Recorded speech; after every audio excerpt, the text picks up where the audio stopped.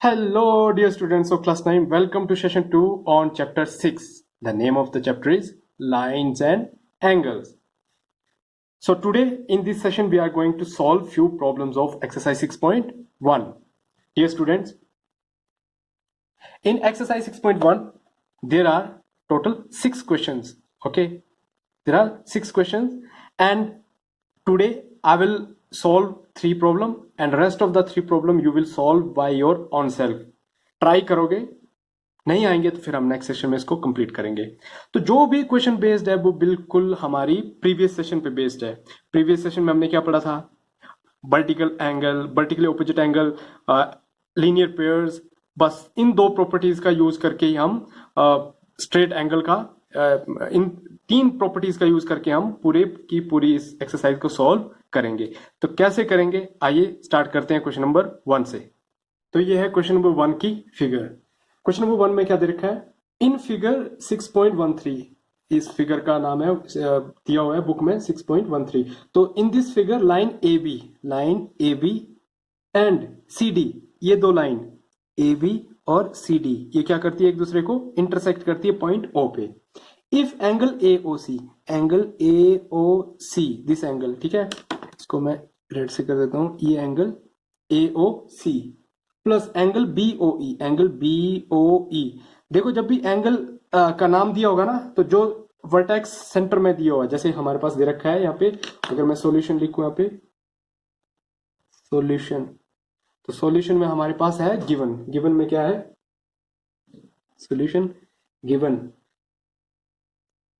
A B and C D, ठीक है. इसके ऊपर मैं ऐसे लगा देता हूं तो इसका मतलब है लाइन सेगमेंट, ठीक है.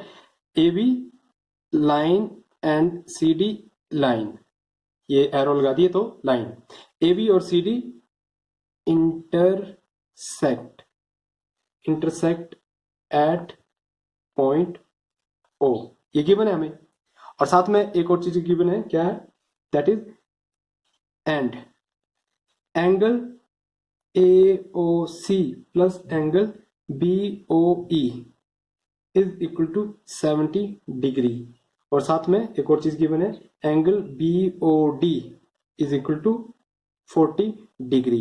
तो देखो जो ये एंगल का नाम दिया है ना ए ओ सी, तो ए ओ सी मतलब जो सेट बीच में ये वर्टेक्स दिया है ना ओ, उस पे ही हमारा एंगल बना हुआ है.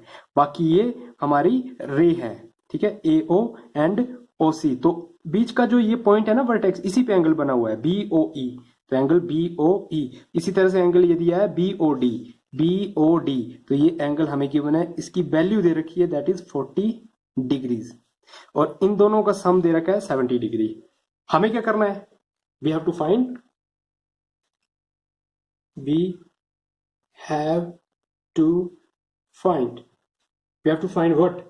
Have to find angle B O E.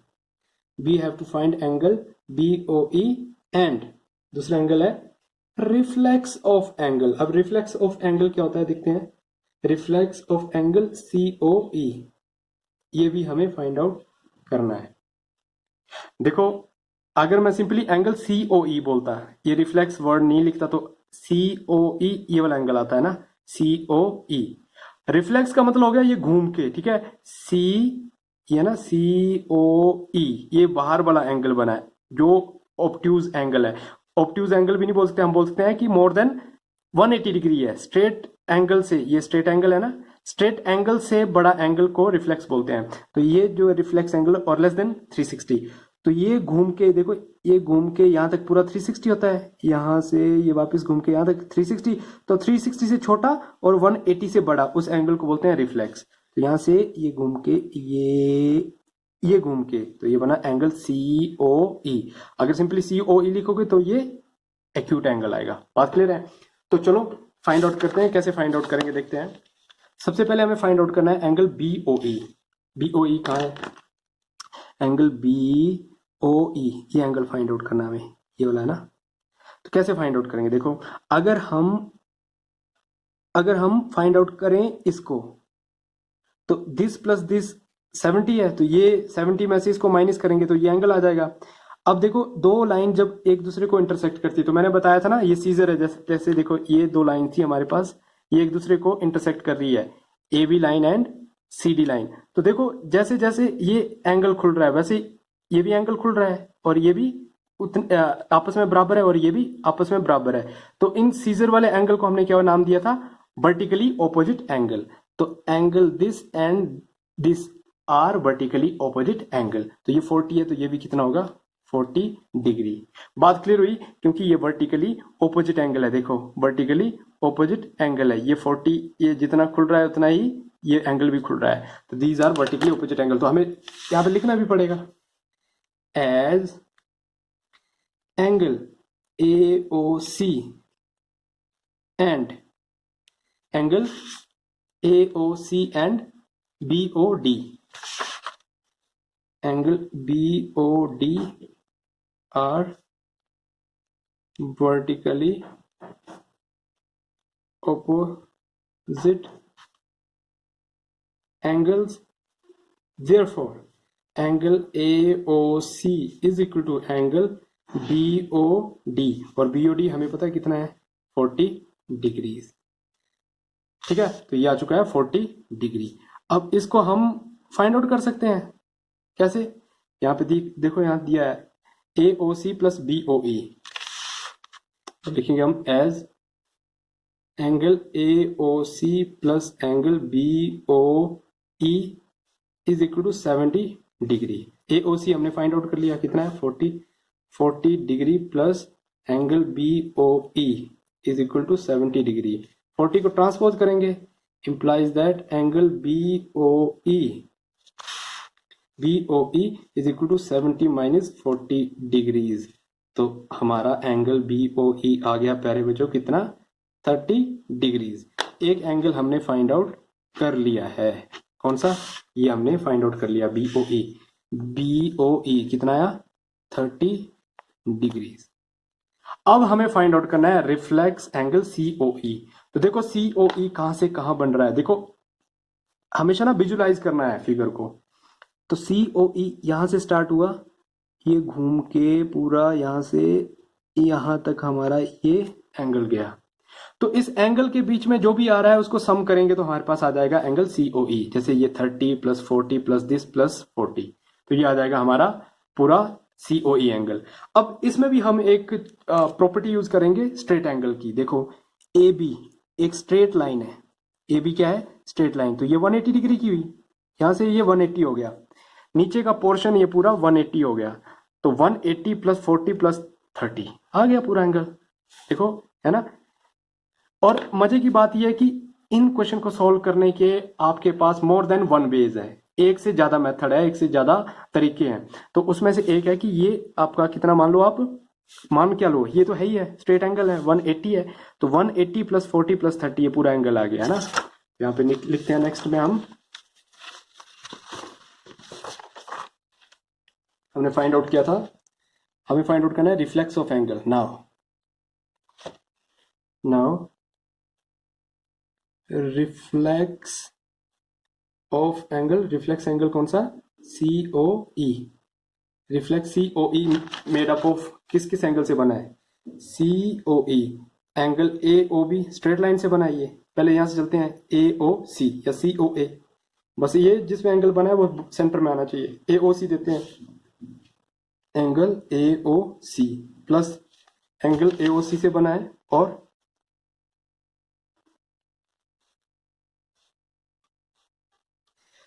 AOC plus straight angle AOB, angle AOB plus यहां से चले ना हम AOC AOB BOE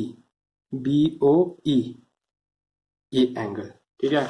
तो एंगल AOC कितना है, AOC है यहाँ पे देखो, AOC है 40 degree, 40 degree. AOB obviously straight angle है 180 डिग्री, स्ट्रेट लाइन है। BOE 30 डिग्री, ठीक है।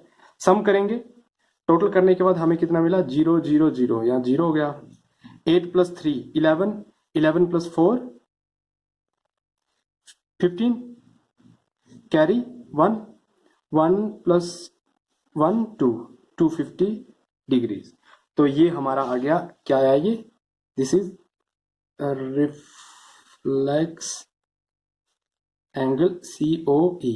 ये थोड़ा सा ये आ गया reflex angle COE। Done.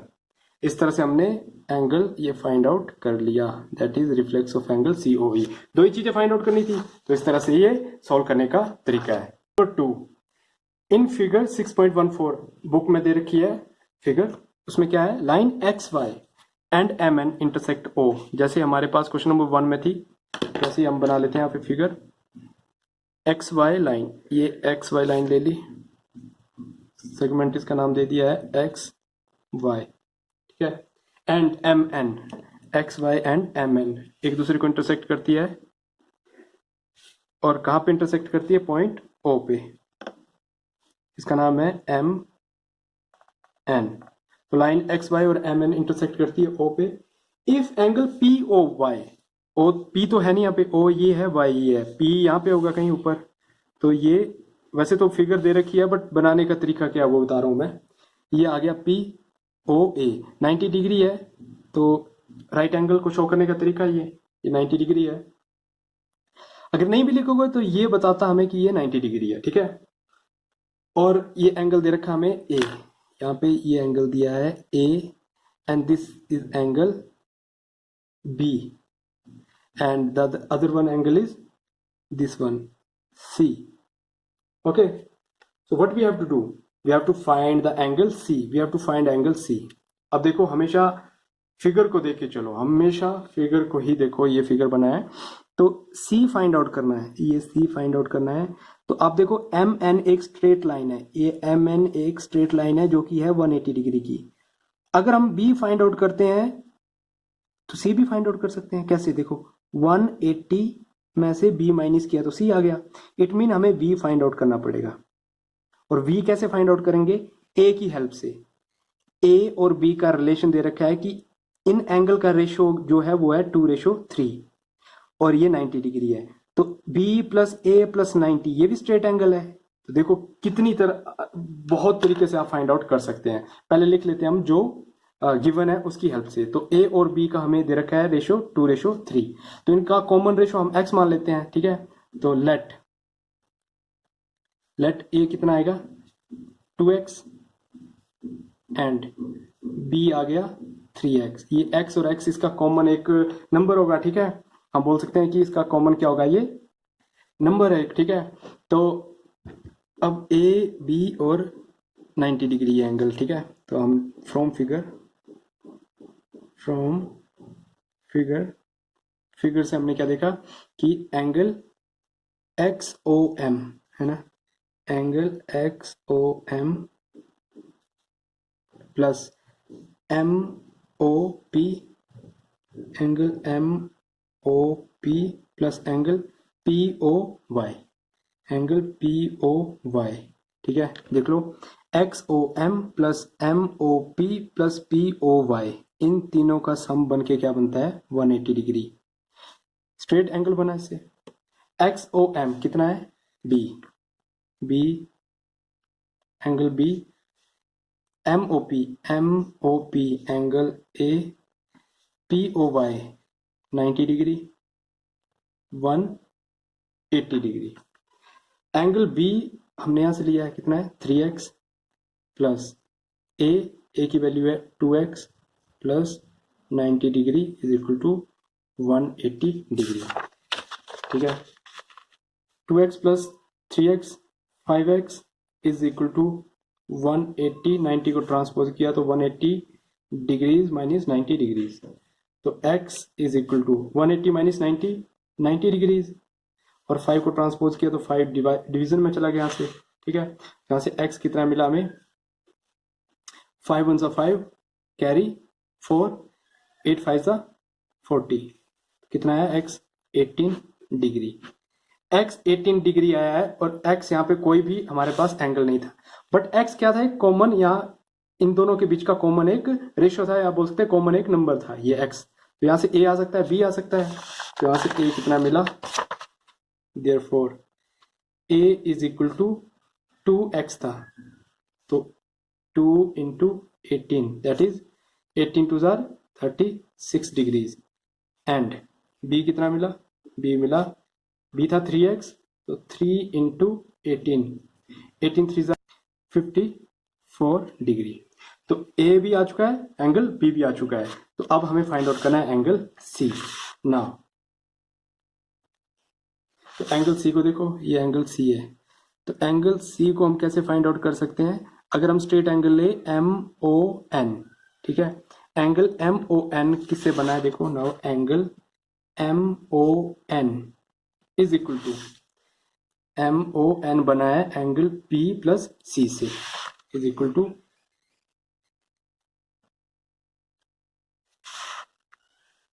Angle B plus angle C से बना है। और MON क्या है? एक स्ट्रेट एंगल है। तो MON की वैल्यू है 180 डिग्री, B की वैल्यू 54 और एंगल C तो हमें फाइंड आउट करना है, ठीक है। तो इम्प्लाइज दैट रीअरेंज किया, angle C is equal to 180 degrees, ये 54 ट्रांसपोज हुआ माइनस 54 डिग्रीज। तो एंगल C हमारे पास कितना आ गया?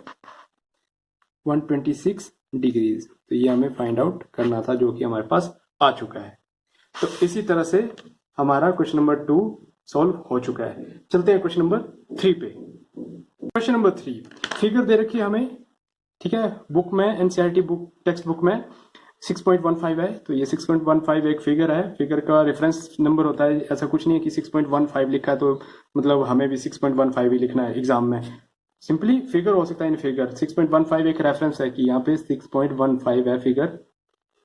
तो ये आपको लेनी है। 2 क्वेश्चन साथ में लिखे होते हैं तो पता नहीं लगता है किस फिगर किस क्वेश्चन की है। तो यहाँ पे फिगर को रेफरेंस दिया होता है, ठीक है। तो यहाँ पे हमें इस फिगर में एक ट्राइंगल जैसा दिख रहा है ये, और यहाँ पे हमें गिवन है कि PQR एंगल, PQR और PRQ ये एंगल का मतलब है कि ये इक्वल है, ऐसे शो किया है, ये इक्वल है। हमें प्रूव करना है कि PQS एंगल, PQS ये बाहर वाला एंगल ना, हमें प्रूव करना है ये एंगल PQS, और दूसरा कौन सा? PRT एंगल, PRT ये एंगल क्या है? इक्वल है। हमें ये प्रूव करना है। तो ठीक है, कैसे प्रूव करते हैं देखते हैं। कॉन्सेप्ट हमारा यहाँ पे किसका लगेगा? लीनियर पेयर का। देखो ये एंगल है ना, ये एंगल क्या है? लीनियर पेयर बोल सकते हैं हम, या स्ट्रेट एंगल बोल सकते हैं। This plus this 180, this plus this 180।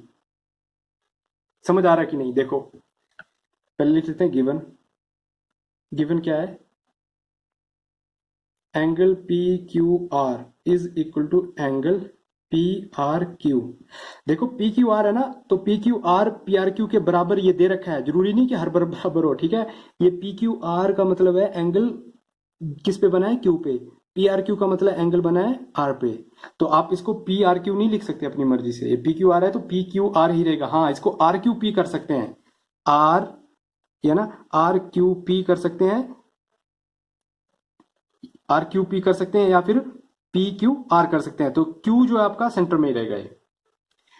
तो अब देखते हैं लीनियर पेयर कौन कौन सा बन रहा है। तो एंगल PQS, देखो एंगल PQS, एंगल PQR, ये 2 एंगल मिलके एक लीनियर पेयर बनाते हैं। तो from figure angle PQR plus PQS is equal to 180 degree, ठीक है। इसको दे देते हैं हम इक्वेशन नंबर 1। यहीं पे सेम इसी तरह से यहाँ पे भी लीनियर पेयर एक, जो कि है एंगल PRQ, एंगल PR पे बना है PRQ, plus angle PRT, angle PRT is equal to, ये भी कितना है? लीनियर पेयर है 180 डिग्री। इक्वेशन 2। अब इक्वेशन 1 और 2 को हम अगर इक्वेट करेंगे तो इसकी राइट हैंड साइड के बराबर है, तो लेफ्ट भी लेफ्ट के साइड बराबर होगी, है ना। हमें पता है कि देखो अगर A C के बराबर है, B भी C के बराबर है, A C के बराबर है, B भी C के बराबर है, तो अल्टीमेटली A और B भी क्या होगा प्यारे बच्चों? बराबर होगा। तो इसी तरह से ये 180 के है, ये भी 180 के है, ये आपस में भी इक्वल होंगी। तो from 1 and 2, from 1 and 2 angle P Q R plus angle P Q S is equal to angle P R Q plus angle P R T. ठीक है, ये रिलेशन आ गया। अब हम यूज करेंगे इस रिलेशन को जो हमें दे रखा है, गिवन है। गिवन में क्या है कि पी क्यू आर किसके बराबर है, पी आर क्यू के। P Q R P R Q के बराबर है, तो यहाँ पे एक जगह पी आर क्यू है, एक जगह पी क्यू आर है। तो आप इन दोनों में से किसी एक को वही रखो और एक को चेंज कर दो। लेट्स सपोज हमने इसको ऐसे कैसा लिख दिया, P Q R plus P Q S, और ये पी आर क्यू था ना, इस पी आर क्यू को पी क्यू आर कर दिया, क्योंकि ये बराबर है ना दोनों एंगल। तो इसको मैं पी क्यू आर लिख सकता हूं, P Q R plus P R T. अब ये पी क्यू आर इस तरफ ट्रांसपोज होगा, तो क्या होगा देखो, P Q R plus P Q S, ये प्लस था ये माइनस हो जाएगा, पी क्यू आर और पी आर टी को यहीं रहने दिया, पी आर टी। अब पी क्यू आर माइनस का है, ये प्लस का है, तो ये क्या हो जाएंगे, ये हो जाएगा कैंसल आउट। तो बचा क्या, बचा एंगल पी क्यू एस, और इस तरफ क्या बचा, एंगल पी आर टी। क्या यही प्रूव करना था, देखो P Q S is equal to P R T, P Q S is equal to P R T. तो यहाँ क्या आएगा, हैंस प्रूव्ड, हमने इसको प्रूव कर दिया। तो ये है क्वेश्चन नंबर 3 को करने का तरीका। तो इसी तरह से क्वेश्चन नंबर 4, 5, 6 है, इन सब क्वेश्चन को सॉल्व कर दो। और एक्सरसाइज दैट इज 6.1 कंप्लीट कर दो। कोई डाउट है पूछो। And as always, God bless you all.